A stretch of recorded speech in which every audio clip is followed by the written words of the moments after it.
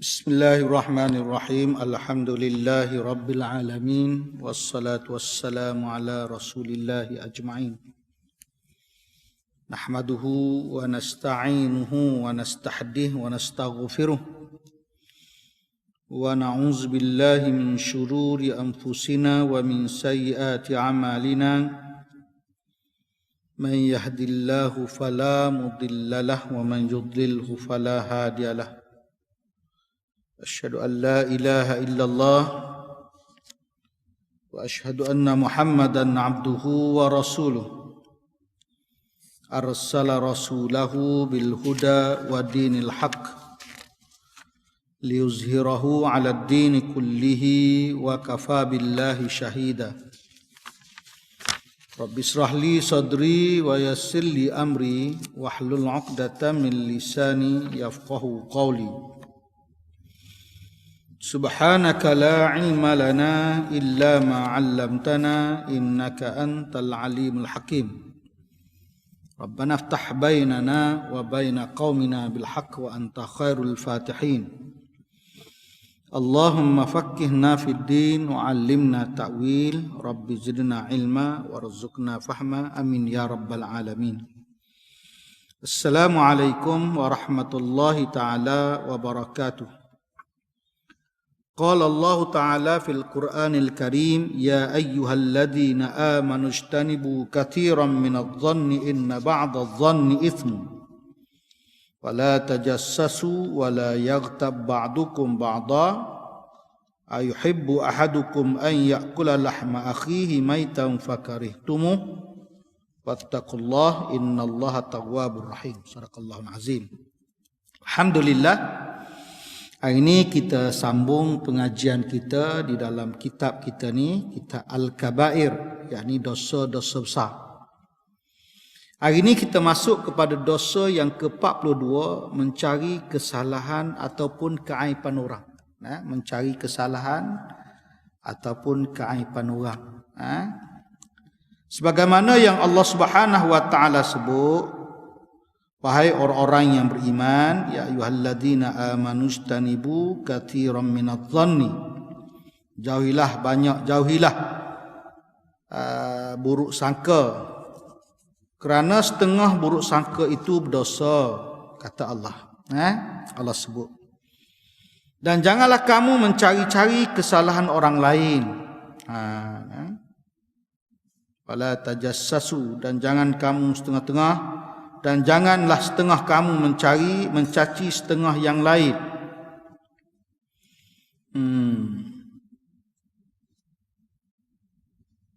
Adakah mahu seseorang kamu memakan daging mayat saudaranya? Tentulah kamu membencinya. Dan bertakwalah kepada Allah. Sesungguhnya Allah Maha Pengampun lagi Maha Penyayang. Allah pesan di dalam suratul Hujurat, orang yang beriman, pertama jauhilah buruk sangka. Buruk sangka ni maknanya menyangka buruk ke orang lah. Dia tak kenal pun tapi dia sangka buruk je. Kalau dia sama kenal, dia tak ada sangka buruk, dia ada sifat dengki. Kalau kenal ni dengki pula. Kalau tak kenal, dia buruk sangka. Contoh orang katalah, kita kata dia ni, orang tu mari-mari jalan okey, duduk semaya tiba-tiba duduk atas kursi. Oh, dia tu macam sakit duduk. Padahal orang tu sakit betul. Main sangka buruk. Sangka-sangka. Orang tu pula kadang-kadang dia senang nampak. Padahal dia ni tahu gaji dia tak besar, tapi rezeki dia tu lebih Allah bagi. Tapi dia ini mesti mencuri lah, merokok lah, menyamun lah. Ataupun dalam ibadah kita tengok dia semayang, orang tu bagus semayang sunat lepas sunat. Oh, orang tunjuk rajin ni. Tapi orang tunjuk rajin lah, dia bersangka-sangka semua. Sangka-sangka buruk semua. Lepas tu Allah Subhanahu wa taala sebut sendiri dalam Al-Quran supaya ijtanibu katsiran minadh-dhanni inna ba'dadh-dhanni ismu. Kerana benda ni dosa besar, buruk sangka ni dosa-dosa besar. Tak boleh kita sesama orang Islam ada sifat sangka buruk ni. Tak boleh. Sebab apa? Sebab Allah Subhanahu wa taala sediakan rezeki ni masing-masing. Rezeki masing-masing. Allah yang jaga saya, Allah jaga tuan-tuan. Rezeki saya lah. Rezeki tuan-tuan lah. Jadi kalau kita buruk sangka kepada dia, bermakna kita benci ke Tuhan lah. Kenapa pula Tuhan bagi rezeki dia macam tu? Sepatut bagi ke aku lah. Ke Tuhan pun dia buruk sangka juga. Itu yang Tuhan kata, benda ni adalah inna ba'dadh-dhanni ism. Wala tajassasu, jangan cari kesalahan orang. Jangan cari keaiban orang. Mana-mana kesalahan jangan cari. Sebab kesalahan yang kita cari itu mungkin di atas sangka buruk. Sangka buruk kita. Dan kita nak sebut bahawa manusia, Nabi sebut manusia ni tidak sempurna belaka. Ada buruk, baik dan sebagainya. Ada, kalau tidak silap Ustaz, ada satu cerita zaman Nabi Musa. Zaman Nabi Musa ni hujan tak turun, panas.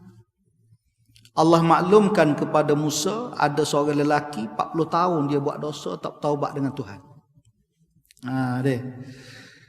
Jadi suruh orang itu bertaubatlah. Allah beritahu kepada Nabi Musa, ada seorang lelaki 40 tahun dia buat dosa, tak bertaubat dengan Tuhan, sebabnya Tuhan tutup rahmat dia tu.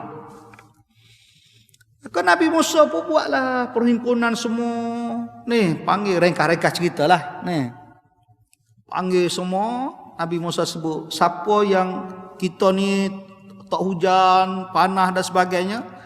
Sebab ada di antara kita ni orang buat dosa 40 tahun tak bertaubat dengan Tuhan. Minta keluarlah daripada kumpulan ini. Tak dia senyap. Lepas tu lagi ulang 2-3 kali minta keluar. Sebab mudarat kau orang lah, disebabkan dia tadi. Jadi orang tu tadi undur ke belakang slow-slow, masuk buka, letak kain atas kepala. Dia pun doa dengan Tuhan, wahai Tuhan, memang aku buat dosa 40 tahun dah. 40 tahun aku buat dosa. Tapi tak pernah dedah keaiban aku, ya Allah. Aku buat 40 tahun dosa, tak ada orang tahu. Maknanya tutup keaiban aku, ya Allah. Sedap deh. Hebat Allah Subhanahu Wa Taala. 40 tahun tuan-tuan buat dosa berapa tahun baru? Hari-hari kita buat dosa deh. Tapi kita Tuhan maaf sama insya-Allah, kita istighfar sama insya-Allah. Jadi dia pun tutup keaiban aku, ya Allah. Takkanlah aku nak dedahkan, aku nak cerita kau orang sehingga orang tahu hari ni. Begitulah lebih kurang. Maka saat itu Allah terima taubat dia. Tak tahulah dosa apa yang dia buat, Allah terima. Hujan turun. Nabi Musa tertanya-tanyalah kenapa hujan turun dah. Orang tu tak mengaku lagi. Maknanya Allah beritahu bahawa Allah sudah ampunkan dosa dia. Dan dia minta tanya siapa dia orang tu. Dia kata cukuplah Allah yang lindung. Selama ni dia buat dosa tak ada orang tahu. Allah lindung keaib dia. Penyayangnya Allah Subhanahu Wa Taala di tuan-tuan ni, Allah tuan-tuan ni. Supaya kita lah kalau nak kira kita ni dengan semaya subuh lambat. Lagi-lagi Ramadan ni tak semaya tahajud lah, apalah, bangun makan tidur balik.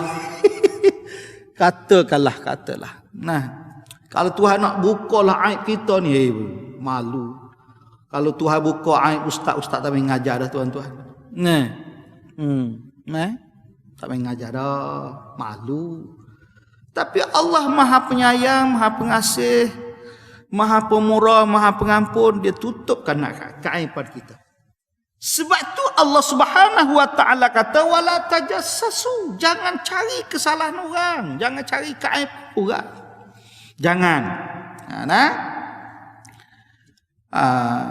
Dan Allah Subhanahu Wa Taala sebut lagi wala yaghtab ba'dukum ba'dha, dan jangan setengah kamu mencaci setengah yang lain. Jangan nak mencaci. Tak suruh caci orang lah. Kita pun orang kata kalau muduk caci orang kerana kudih dia, kudih kita tu banyak lagi. Nak caci orang kalau kita sempurna tak apa. Tapi kalau sempurna pula, kita tak caci orang pula. Contoh Nabi sempurna, mulia pula. Orang yang sempurna iman ini, dia adalah orang yang sempurna iman dia. Makna kalau dia tidak mencaci orang, sempurna iman dia, dia dimuliakan orang pula. Dia rasa semua baik belaka, dia yang cacat, dia yang hinanya. Dia begitu keadaan dia. Sebab tu kalau kita tengok orang soleh mana ada niat buat jahat ke orang? Orang soleh dia jadi baik, orang baik belum tentu soleh. Tapi orang soleh pasti baik. Bila dia baik, mana dia nak buat jahat ke orang? Mana dia nak maki orang? Mana dia nak kutuk orang? Macam mana dia nak caci orang? Tak adalah. Baik. Kita pun tengok mak tu baik sungguh dia, tak kata ke orang. Iyalah, sebab dia baik, sebab dia soleh. Ini duk caci, hina, pelekeh dia pun bukannya hebat anu pun. Dah. Sebab tu Tuhan kata, wala yaghtab ba'dukum ba'da. Kalau membuat benda ni, ayuhibbu ahadukum an ya'kula lahma akhihi maitan fakarihtum. Kalau membuatlah mu bersangka buruk dengan orang, mencari kesalahan orang, mencaci orang, kata Allah, adakah mu mau makan daging mayat saudara kamu? Tentu kamu membenci. Nak makan daging manusia. Mayat tu dimakan daging dia. Suka tak suka? Pula saudara kita pula tu makan ambil daging. Walaupun adalah kita tengok atas dunia ni dalam TV macam-macam manusia makan. Beruk makan, ular makan. Orang ada satu bangsa kat manalah Ustaz tak ingatlah, tak boleh nak sebut secara bizab lah. Kalau mati dia bubuh dalam bekal, siapa berulat? Ulat tu pula dia makan. Orang. Sebab tu Tuhan suruh kita ni makan benda-benda molek-molek ni. Kulu min thayyibati ma razaqnakum. Suruh makan benda-benda yang baik. Apa yang direzekikan oleh Allah Subhanahu wa taala. Lagi pula kalau kita makan benda haram, terlibat dia masalah hati, masalah ibadah, masalah keredaan Allah Subhanahu wa taala. Kalau kita makan tak boleh, kita makan benda haram, kita makan riba, lagilah alladzina yaquluna riba la yaqumuna illa kama yaqumul ladzi yataqabbathu syaitanu minal mas. Di akhirat nanti orang makan riba ni dia bangun seperti orang kerasukan syaitan. Kalau makan benda yang haram sikit, esok di akhirat jadi daging, susah kita terlekat, terhalang daripada rahmat Allah Subhanahu wa taala, melainkan kita bertaubat kepada Allah Subhanahu wa taala. Jadi Allah dah pesan dah, jangan buat, jangan sangka buruk, jangan mencari kesalahan, jangan mencaci orang. Nanti balasannya seperti makan daging mayat saudara kamu sendiri. Sebenarnya berada dalam neraka lah. Dalam neraka tu apa yang Allah nak bagi musibah kepada dia dalam neraka tu kita pun tak tahu, sebab dalam neraka ni api. Api masuk dalam neraka, Allah bakar dengan api. Kita lah ni panah macam ni pun. Lah ni untung orang menega ekon lah ni, jangan main-main. Buat masuk ekon sebab panah. Musim panah ni di Malaysia, kalau duduk di negeri-negeri Arab, Ustaz ngaji Mesir dulu, dia musim panah, musim sejuk. Oh, musim panah teringat nak balik Malaysia lah. Mari musim sejuk. Oh, suka mula-mula. Muka kita tak biasa dengan sejuk ni. Lepas tu kat taksir dah lah. Tak nak dah musim sejuk. Tak ada musim panah. Kalau Ustaz pergi Mekah pun, Ustaz pergi bulan 2, Ustaz pergi bulan 11. Bulan tu dia tidak panah, dia tidak sejuk. Dia tidak panah, dia tidak sejuk. Macam baru ni, bulan 2 baru ni, Ustaz balik baru ni. Okeylah, boleh pakai baju macam biasa kita ni. Tapi kalau musim panas, ya Allah, Yang panas itulah yang Allah akan bakarkan, masukkan orang-orang yang melakukan dosa-dosa yang seperti mana yang kita bincang.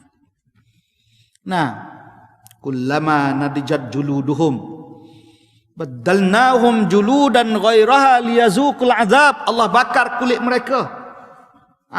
Dan digantikan dengan kulit baru supaya mereka merasa azab di dalam neraka Allah. Allah tak sebut mati tahu, Allah sebut azab. Azab ni bila Allah bakar di dalam neraka, dia azab ni dia summa la yamutu fiha wa la yahya, dia hidup dak mati dak. Itu yang disebut oleh Allah Subhanahu wa taala, wattaqullah. Cantiknya ayat Allah deh. Oleh itu bertakwalah kamu kepada Allah. Innallaha tawwabur rahim. Sesungguhnya Allah Maha Pengampun lagi Maha Pengasih. Tuan kita sebut apa ni? Berkata Ibnu Jauzi rahimahullah taala, Abu Zaid Al-Hasan Ad-Dhahak Ibnu Sirin membaca jim dengan ha, dia kata, yakni wala tahassasu. Kita sebut wala tajassasu. Kemudian Abu Ubaidah berkata bahawa maknanya sama dengan ha ke dengan jim ke, sama dia kata, iaitu mencari kesalahan orang. Dah. Lagi-lagi kita duduk dalam bulan Ramadan ni. Buang sifat-sifat buruk kita. Sebab tu bulan Ramadan ni orang jahat berhenti, orang baik tambahkan amal soleh. Sebab apa? Sebab dalam bulan Ramadan ni semuanya hebat belaka. Kita buat apa pun hebat. Bulan Ramadan ada tahajud, bulan lain ada tahajud, bulan Ramadan ada tahajud. Tahajud dia hebat daripada tahajud pada bulan yang lain. Ada sedekah, sedekah bulan lain bagus, tapi sedekah bulan Ramadan lagi bagus. Dalam bulan Ramadan ada tarawih. Bulan lain tak ada tarawih. Ini ada hadiah daripada Tuhan untuk kita. Nah, Tuhan bagi. Nah, lagi pula dalam bulan Ramadan, syahrul Ramadan alladzi unzila fihil Quran hudal linnas. Allah turunkan Al-Quran dalam bulan Ramadan untuk hidayah, petunjuk kepada manusia. Baca Quran. Jadi kalau kita baca Quran, kita zikir, kita wirid dalam bulan Ramadan, selamat daripada kita nak bersangka-sangka buruk. Kita tak bersangka buruk dengan orang tu, kita tak nak mencaci keburukan, mencaci dia, dan kita pun tak naklah mencari kesalahan-kesalahan dia, tak nak. Berkata ahli tafsir bahawa makna tajassus iaitu mencari keaiban dan kecacatan orang Islam serta membuka aurat mereka. Macam kita lah, kita suami isteri. Jangan duk cerita kita tentang isteri kita dengan orang, dengan kawan-kawan kamcen pun. Ini malam Jumaat dia buat apa? Apa duk cerita malam Jumaat? Baca sembahyang lah, baca Yasin lah malam Jumaat ni. Duk cerita pasal kita dengan isteri-isteri, pula cerita kita dengan dia. Tak boleh. Suami isteri pun tak boleh cerita keburukan dah, tak boleh cerita aib dah. Apatah lagi dengan kawan-kawan kita. Tak boleh, haram. Maksudnya kata Tuhan kita, janganlah sampai salah seorang kamu mencari keaiban saudara kamu untuk mendedahkannya setelah Allah menutupnya. Supaya Ustaz buat cerita tadi lah. 40 tahun duk buat dosa. Sampai Allah sekat, tak bagi turun hujan. Dia pula teringat ke Tuhan dia. Tuhan, selama ni aku buat dosa, mu tutup aib aku, tak ada orang tahu seorang pun. Nabi pun tak tahu aku buat dosa. Nabi pun tak tahu aku buat dosa. Takkanlah aku nak keluar nak cerita aku ni buat dosa 40 tahun aku ni, nanti orang tahu belaka aib aku. Akhirnya Tuhan tutup juga. Tuhan terima taubat dia, Tuhan tutup. Dia tak ada siapa tahu. Nabi Musa pun tak tahu. Siapa orang tu? Dia hebat. Lepas tu kadang-kadang orang yang buat dosa, bila dia bertaubat dengan Allah, mungkin dia akan menjadi wali Allah Subhanahu Wa Taala. Ada satu cerita Ustaz dengar, tak saya cerita tapi tak ingat nama lah. Dia kerja gali kubur. Gali kubur. Tua lah. Tua maknanya 30-an, 40-an gitu mungkin. Tapi dia dalam kubur dia nampak macam-macam peristiwanya. Nah, ada orang ni hantar, orang perempuan hantar anak dia masuk dalam kubur. Tiba-tiba luar kubur, orang mari ambil roh anak dia tu pergi. Tapi nampak kebun cantik. Termenung dia tengok. Insan mula-mula tengok alam, Allah buka aib. Allah buka apa ni? Bukan aib, Allah buka hijab dalam kubur. Duduk tak lama pula, mari pula orang perempuan ni bawa anak dia. Ni mati juga. Buka juga kubur. Buka kubur. Ada kebun-kebun, mari orang ngaku dok ambil, lari. Reka cerita lah Ustaz, reka cerita. Dia pun naik kejar orang perempuan tadi. Tidak dulu mengata dah orang mati. Ni mengata pula. Perempuan tu kata, ya anak aku dia. Tak dulu pun anak aku, ni anak aku. Sebab apa-apa kelebihan anakmu yang bila aku letak je dalam kubur tu buka. Kubur ni dibuka hijab oleh Allah. Ada orang mari ambil roh dia, wagi lalu dalam kebun dalam kubur tu. Oh, dia kata anak aku yang pertama dulu tu sedang belajar agama. Nah, maknanya orang belajar agama ni macam tuan-tuan lah. Bila mati, Allah perluaskan kubur tuan-tuan, duduk tuan-tuan di dalam kebun-kebun syurga, seperti kebun-kebun syurga Allah dalam kubur. Orang belajar agama. Hak yang kedua tu abang dia. Dia ni cari rezeki, belanja kepada keluarga dan bagi kepada adik untuk mengaji. Maka Allah bagi gitu juga kelebihan dia dalam kubur, diluaskan kubur dia dan dia duduk seperti dalam kebun-kebun syurga Allah Subhanahu wa taala. Nih. Akhirnya tuan-tuan, orang tu dia kerja dia gali kubur. Bila dia dengar je begitu, dia pergi keluar berhenti kerja gali kubur, pergi ngaji di pondok, hafal kitab mula-mula matan jurumiyah. Matan kitab jurumiyah. Akhirnya dia menjadi orang alim. Berhenti dulu. Bismillahirrahmanirrahim. Dalam kitab kita ni dia sebut pernah ada orang mengatakan kepada Ibnu Mas'ud radhiyallahu anhu, si Walid bin Uqbah. Walid bin Uqbah ni dia sebut dia Walid bin Uqbah bin Abul Mu'attah, berbangsa Quraisy dari suku Bani Umayyah. Salah seorang gubernur muda kaum Quraisy, ahli syair yang terulung. Dia gubernur. Tetapi banyak penyelewengan. Dia juga saudara seibu dengan Sayyidina Utsman ibn Affan radhiyallahu anhu. Dia masuk Islam pada hari penaklukan Mekah. Utsman mengangkatnya menjadi gubernur Kufah. Sesudah wafatnya sahabat Sa'ad bin Abi Waqqas, setengah orang datang kepada Utsman menyaksikan bahawa Al-Walid ni minum khamar. Lalu Utsman melucukan jawatan gubernurnya dan dipanggil kembali ke Madinah. Maka setelah diperiksa, dijalankan hukuman had ke atasnya serta dipenjarakan. Al-Walid ini pernah menjauhkan diri sewaktu berlaku fitnah antara Ali dan Muawiyah sehingga dia wafat di Riqqah.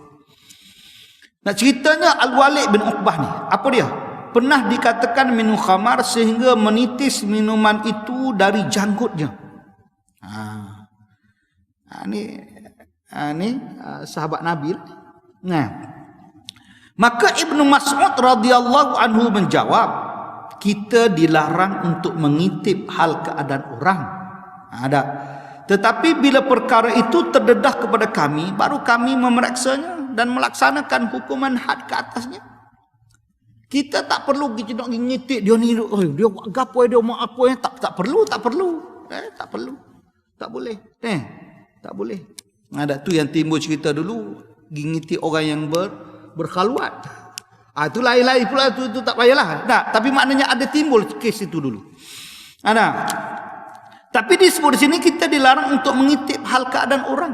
Takkan kita nak kita tengok dalam rumah tangga orang itu, cari dia ni duk gapo, tidur lagu mana. Lagu mana dia ni dalam rumah tangga. Tak boleh. Supaya kita duduk sekarang ni kita tengok orang cari kesalahan dia. Tak payah, tak perlu.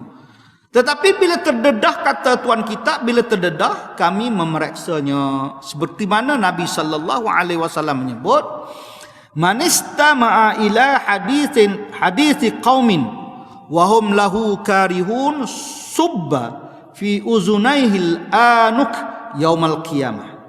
Barang siapa yang mencari pendengaran kepada bicara sesuatu kaum, dia pergi cari nak dengar kesalahan, pasal telinga, apa tu orang tu duduk mengupak tu, ada.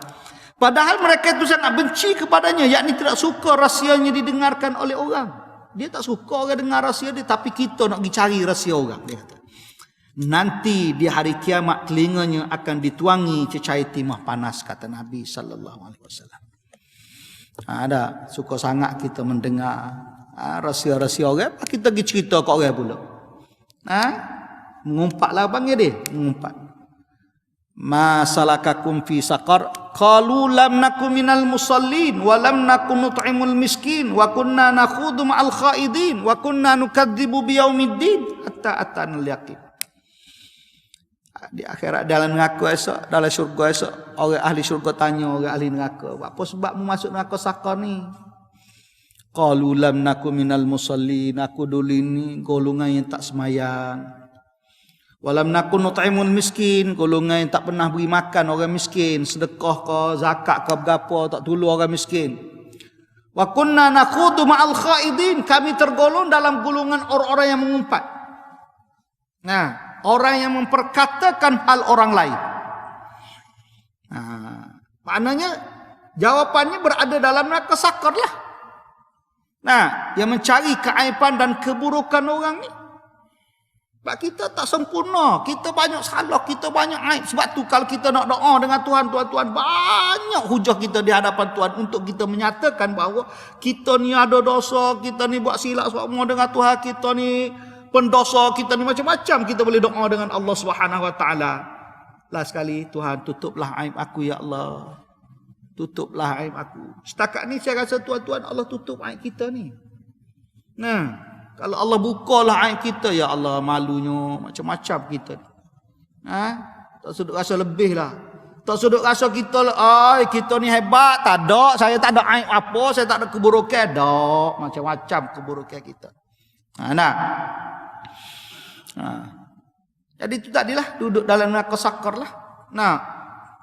Wa kunna nakhudu ma'al khaidin wa kunna nukadzibu biyaumiddin. Dia tak percaya juga dengan hari akhirat. Hari akhirat dia tak percaya. Bila orang tak percaya hari akhirat, dia boleh buat dosa macam-macam lah. Sehingga Allah kata dalam Al-Quran, dalam suratul Hujurat ni dah, Allah kata tak boleh orang beriman, jangan buruk sangka, jangan cari kesalahan orang, jangan caci orang, jangan buat. Tak boleh buat. Kita belajarlah, tutup mulut. Sebab tu man kana yu'minu billahi wal yaumil akhir falyakul khairan aw liyasmut, kata Nabi. Siapa yang percaya dengan hari akhirat, percaya dengan Allah dan hari akhirat, maka hendaklah dia berkata-kata yang baik ataupun dia diam. Kita kalau cakap benda yang buruk-buruk kat Allah, tak boleh lah. Tak boleh nak cakap benda buruk-buruk, ataupun lebih baik kita diam. Sebab tu Nabi kata cakap yang baik-baik dan diam itu lebih baik. Jadi kalau kita buat juga benda lagu tu, Nabi kata nanti di hari kiamat telinganya akan dituangi cecair timah panas. Itu di antara penyiksaan. Apabila kita mendengar cerita orang, kata Tuan Kitab, apabila kita mendengar cerita orang lain, tentu sekali minat kita akan tertarik kepadanya. Dengar cerita orang sedap. Luah lubang-lubang telinga kita nak dengar dia. Nak dengar tahu cerita dia. Kemudian kita akan membuat komentar sendiri begini dan begitu. Kata Tuan Kitab lah ni. Yang semua itu tentu sekali tidak disukai oleh Tuhan punya cerita itu. Kita boleh buat andaian. Padahal tidak. Padahal tidak. Jadi kita cari dosa begitu je. Lepas tu bila nak minta maaf dengan dia? Di akhirat nanti. Kalau dia menjadi orang soleh, kalau dia di syurga nanti, tak nak minta maaf di akhirat. Kalau dia memang dah ahli syurga, mungkin dia akan maafkan kita sebab orang ahli syurga ni soleh, baik. Tapi kalau dia kata tak apalah Tuhan, aku tak tahu apa-apa dia buat jahat kat aku, kira gila. Kira lah. Nak minta maaf mana dengan dia? Nah, aku tak buat apa pun ke dia. Dia yang mengumpat aku, dia yang mengaji aku, dia mencaci aku, dia yang menghina aku. Tak apalah kalau gitu kak, ambillah kebaikan-kebaikan dia tu. Dah, aku nak semualah. Ambil kebaikan dia. Lepas tu tinggal dengan orang yang mencaci tu apa? Dosa-dosa. Tuhan tanya lagi, cukup tak tu? Aku rasa tak cukup lah Tuhan. Habis tu, aku nak biar dia pikul dosa aku. Yang dosa aku buat ni biar dia pikul.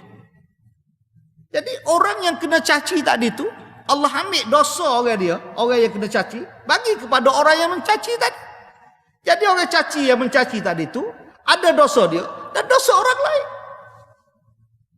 Jadi orang yang kena caci tadi tu, tak ada dosa. Pahala dia dan pahala orang lain. Ini.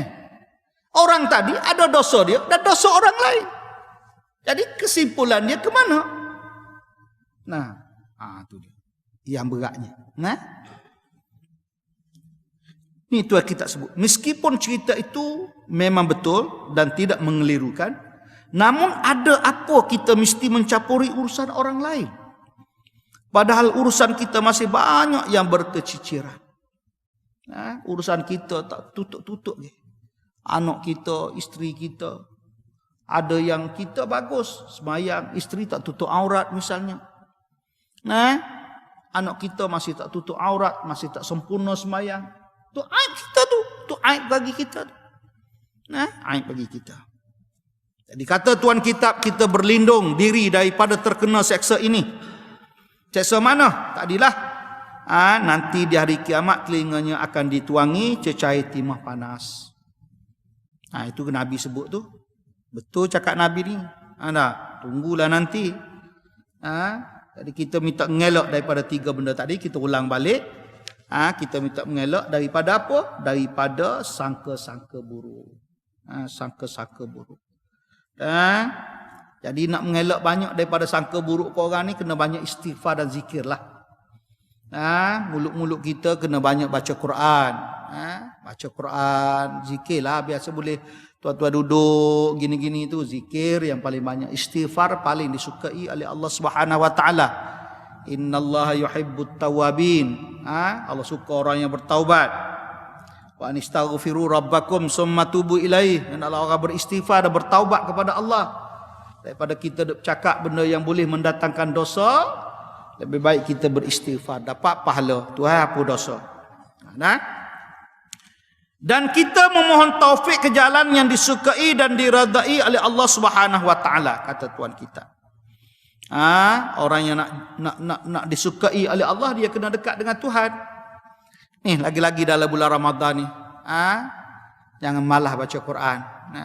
Tuan-tuan, kalau tuan-tuan tak ada nak baca semuka, 2 muka, 3 muka, tuan-tuan perbanyakkan membaca surah Qul Huwallah. Qul Huwallahu ahad, Allahus samad, lam yalid wa lam yulad wa lam yakul lahu kufuwan ahad. Jangan baca kuat-kuat, baca perlahan. Nanti pula belagu pula. Qul Huwallahu ahad. 2 kali tak nak dah lah. Tak baca slow-slow je. Bismillahirrahmanirrahim. Qul Huwallahu ahad, Allahus samad, lam yalid wa lam yulad wa lam yakul lahu kufuwan ahad. Tak payah baca tajwid lah. Tak payah baca tajwid, baca perlahan. Cukup 3 kali. 3 kali pun besar dah pahala tu. Kalau 10 kali Allah bina kita mahligai syurga. Apa ni? Di syurga nanti Allah bina kita istana comel kita nanti. Istana di syurga tu ada dengan aku. Adakah gitu? Tak, takkan berlaku gitu. Istana ada di syurga tu ada di neraka. Kenapa? Mana tak ada, tidak akan berlaku. Jadi kalau kita baca Qul Huwallah, Allah bina kita mahligai dalam syurga, mesti kita berada dalam syurga. Jadi perbanyakkan surah Qul Huwallah. Baru ni Ustaz tengok satu TikTok.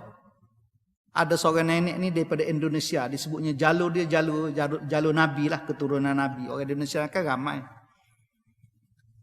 Dia 100 lebih dah umur dia. Baca Quran tak tengok, tak ada cermin mata pun. Tak ada cermin mata. Orang tanyalah ibu, apa amalan ibu? Dia amalan dia baca surah Qul Huwallah. Nah, surah Qul Huwallah. Sebab orang-orang ni berbeza tuan-tuan. Ada orang suka dengan selawat je. Selawat dia tak baca lain. Baca Quran pagi mesti. Pagi amalan kita mesti kena baca Quran.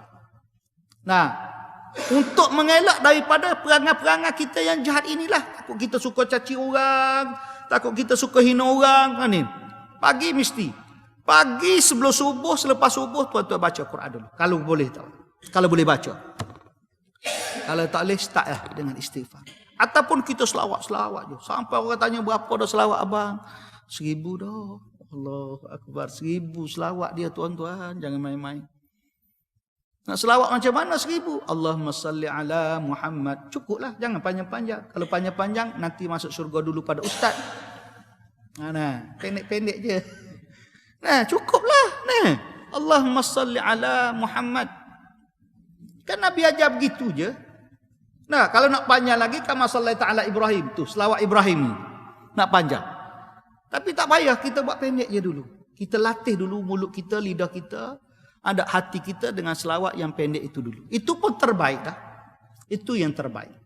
Nah, Allahumma salli ala Muhammad. Allahumma salli ala Sayyidina Muhammad. Baca. Nah, jadi ini dia jalan yang disukai dan jalan yang diradai oleh Allah Subhanahu Wa Taala. Sesungguhnya dia Maha Pemurah, Maha Mulia. Siapa dia tu? Allah Subhanahu Wa Taala. Nah, dalam ni dia bawa cerita nasihat lah, panjang cerita dia. Sebab kita pun dah masa dah, kita berhenti setakat tu dululah. Mudah-mudahan Allah merahmati kita dunia dan akhirat. Yang baik daripada Allah Subhanahu Wa Taala, yang buruk daripada kelemahan ustaz. Mudah-mudahan tuan-tuan akan dirahmati kerana Ramadan nanti. Bismillahirrahmanirrahim. Alhamdulillahirabbil alamin wassalatu wassalamu ala rasulillahi ajma'in. Rabbana atina fid dunya hasanah wa fil akhirati hasanah wa qina azaban nar wa adkhilnal jannata wal abrar. Ya aziz ya ghafar ya rabbal alamin. Wa sallallahu ala sayyidina Muhammadin wa ala alihi wa sahbihi wa baraka wa sallam. Alhamdulillahi rabbil alamin. Taqabbalallahu minkum.